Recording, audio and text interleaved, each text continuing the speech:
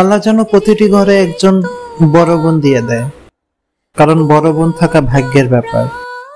দুনিয়ার অন্যতম বড় নিয়ামত হচ্ছে বড় বোন থাকা, কারণ মা বাবার পরে যে সবচেয়ে বেশি ভালোবাসে সেই হচ্ছে আপনার বড় বোন।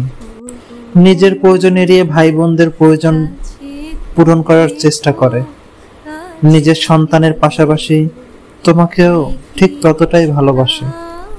তিনি নিজের সংসার নিয়ে অনেক ব্যস্ত থাকে, তাও প্রতিদিন ঠিক নিয়ম করে ফোন দেয়, বাবা মার খবর নেয়, ভাইদের খবর নেয়, বোনদের খবর নেয়।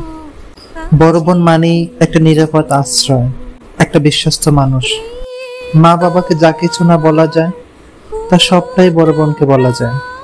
কখনো কখনো কড়া কথা বলে, আবার কখনো নীরবে পাশে এসে বসে। আর যদি তোমার বড় বোন পাশে থাকে কিংবা দূরে, তুমি তাকে ভালোবাসে একটা কল করো, তারপর বলো, তুমি আমার দ্বিতীয় মা, তোমাকে আমি অনেক ভালোবাসি। ভাই বোনের সম্পর্ক হচ্ছে পৃথিবীর সবচেয়ে পবিত্র একটা সম্পর্ক।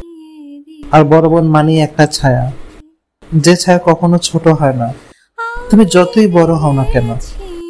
আমার হৃদয় লুটিয়ে তোমার প্রেমের জন্য তুমি দুহাত বাড়িয়ে বুকেতে জড়ায় করেছো আমার।